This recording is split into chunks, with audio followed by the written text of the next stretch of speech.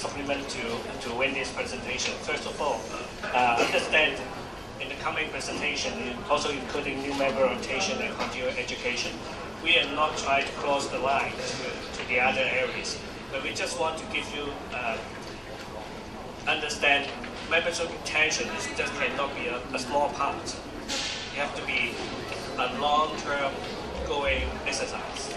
So when you recruit a new member, you have to understand how to maintain the new member's interest into the club. So just like Wendy said, like adopting a small child into a new family, you have to let them understand what is this new family, what is the new family doing, and afterwards you have to give them knowledge of this new family and help them to train them to become a leader in the family. So this is how we can keep the members into the club for a long time. That's our intention. So for details, I'm sure the coming presentation, Area 7 and Area 5, when they're doing the new member orientation and continuing education, will be in more condensed on these areas. Thank you.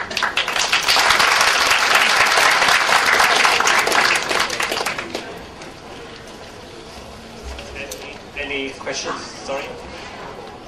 Or sharing?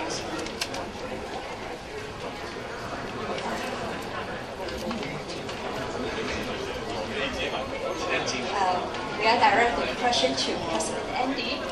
Would you please kindly elaborate further about how to group members into teams in order to in charge maintenance program? Oh, okay. It's very simple way. Basically, for example, our club has about 36 members, now it's 39 members. We split into all the members into 6 teams. So each team have to responsible for that month. Let's say looking for speakers, writing up the bulletins, and doing that month luncheon programs. Actually, so afterwards, then another team is going to take up the same responsibility. So this can make sure that all members at least get something to do in the club, not just come and have meetings. So every member will have a responsibility to look after every month's program. So after 6 months, and then we rotate. For example, if you have some clubs that only have about, let's say, 12 members, you can split into 3 teams or 4 teams. And it really helps to make sure and every member is going to get involved into the luncheon program. Even some members are responsible for taking photos, something like that. To recap, after adopting a child, we should give them good education, nurture them, retain them in our lead. Thank you very much.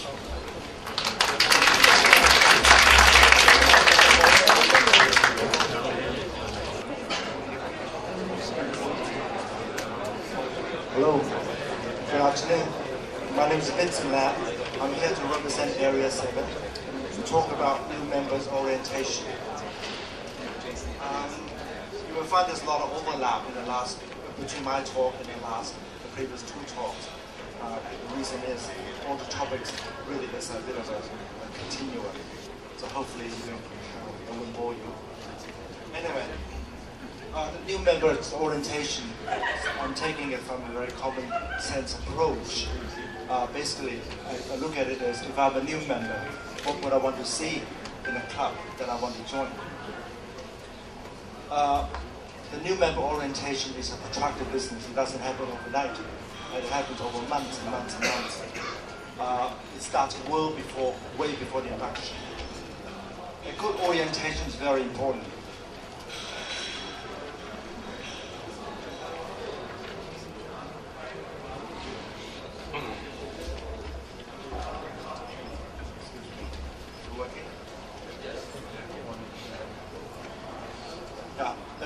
Orientation is very important. It's comparable to the foundation of a building, like steel, gravel, sand, and water.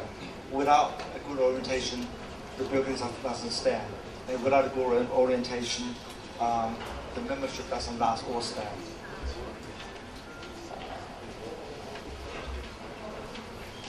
Before the person becomes a member, the mentor or the person who introduces the member to the club has to impart upon the new member what Rotary is like.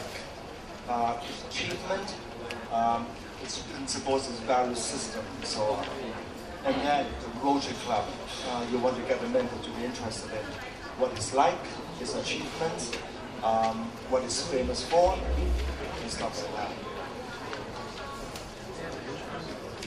First impression is very important. Like when you meet a person, when you have a good impression of that person, things get a lot smoother. The same with becoming a Rotarian. So making a good first impression is very, very important on Rotary as well as on your club. As I said, there's a lot of overlaps, but in the new membership orientation, you will find there's a big overlaps between the attendance service director and also the vocational service directors. You need a helping hand.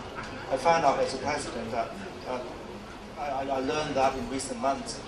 Being a good president doesn't mean you can do everything, but you have to learn to delegate, to involve people, to do all kinds of different things they're good at. The same with a membership orientation. All right, went through that already. For instance, even before the before the induction, the introducing club member has to make some sort of a preliminary. Where do we go back? You have to make